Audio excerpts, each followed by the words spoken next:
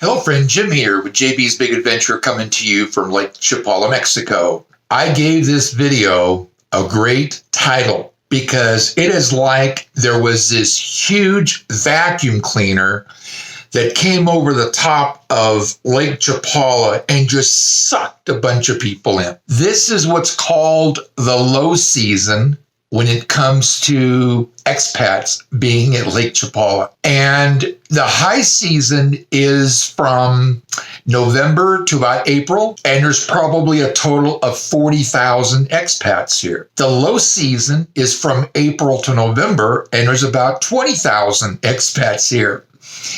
Now, there's some benefits with that. In the high season, there's a lot of people here. It just means there's more traffic. There's more people just everywhere, which, don't get me wrong, I love being around a lot of people. I love going to Las Vegas, Nevada for that reason. I like watching people. And I really love that part of just my personality. I just love, seeing other people and watching and those kind of things. And I enjoy that. So when Barbara and I moved here to Lake Chapala, this was last May. Actually, it was the last day of May, 2021. And when we came, we had been told about the traffic and, some of the things that go on here that go on when, in fact, it's high season. So we got here and we're driving around and just living life here, and month in, month out. And then all of a sudden November came, and it is like somebody went and flipped the switch, the light switch. Pow! This place really ballooned. I mean, people, there were cars everywhere that we really noticed in the beginning of November. And it's really, I've never been a part of something like that, where you're living somewhere, then all of a sudden, and you're going along with life, and then all of a sudden something changes, all the surroundings. So when we moved here, there was a lot less people. And then all of a sudden November came and all the expats were here, and it just, for the high season, and it blew up. I enjoy that, but it brings more traffic. It brings more people in the restaurants. It brings more financial stability to the community. So there's good things about it if you like being around people. Now, it was like we immediately noticed it. We literally were at breakfast here just a couple days ago, sitting there, and the few numbers of cars that were going by, the parking lot that we always park in, we can't normally get a spot to park, is open, wide open. And it's really noticeable, really noticeable. So it's the bottom when we got here in regards to the low season, and then all of a sudden there's the high season. I would compare it somewhat to being raised in Southern California. And that is, if you're around a beach city, we grew up in Huntington Beach, California. If you're around a beach city and it is the winter and it's cold and it's sometimes rainy, you're not going to see many surfers. It just doesn't happen. It just kind of, when it's cold and all, you've got to wear a wetsuit. And sometimes it just kind of shocks the system when you're getting in the water. And don't get me wrong, there's folks that surf in the winter. But in the summer, it's totally different. I mean, it's like everybody that's got a surfboard is out on the beach. Now, there's a whole area up and down Huntington Beach going into Bolsa Chica and then to Huntington Harbor. And there's surfing that goes on there.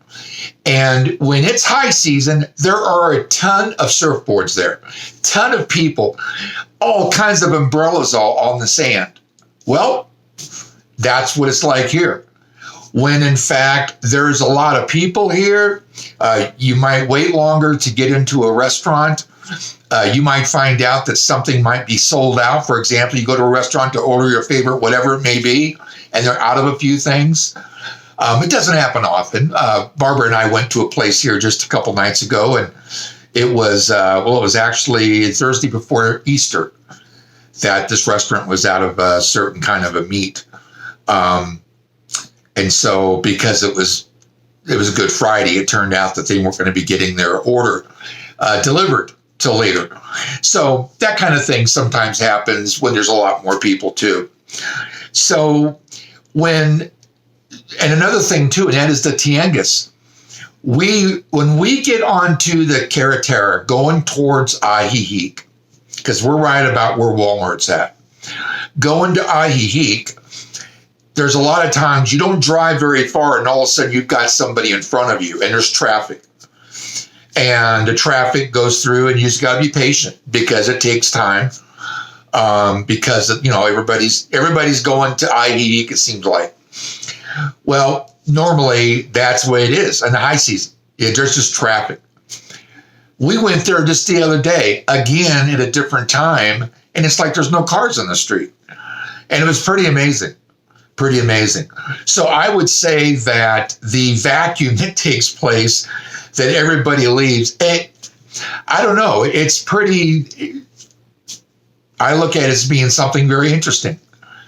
That a place that, and then there's also Palm Springs, California too, that a lot of folks from Colorado and Wyoming and all go to get away from the snow. So same kind of thing here. People come here. It's a great atmosphere. You wake up every morning. It's a beautiful blue sky. You go to bed. You wake up the next morning, and it's kind of like Groundhog Day, because it's the same kind of day again. So we're blessed with that. So the reason he didn't see anybody here is because of the fact the expats have actually, or I should say, the number of expats that are snowbirds have actually gone back to either the States or they've gone back to Canada. Really a unique phenomenon, really a unique experience of seeing what takes place here.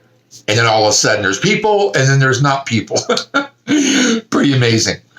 Well, I hope this has been helpful for you. I shared that, and what your experience will be, depending on when it is that you come and you visit, will be depending on if it's high season or if it's low season.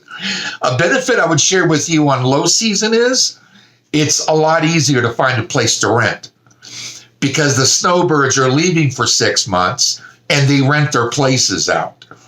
So if you're looking for a place to rent and you're even looking for short term, like 6 months, that works out perfect.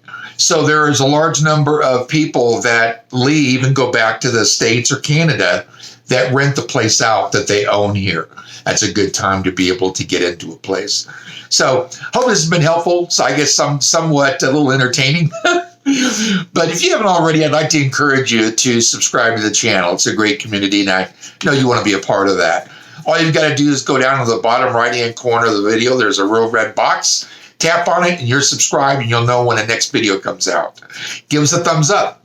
That lets other people know that there's a great video out there about talking about retiring to Lake Chapala. If you'd like, stop by and say hi, ask a question, or even share with us if there's a certain kind of video that you'd like to see. And lastly, hit the bell. When you hit the bell, you'll be immediately notified when, in fact, a new video has come out. So with that, as always, thank you so much for being a part of this community, for a part of this video. Have an awesome day. We'll see you on the next video.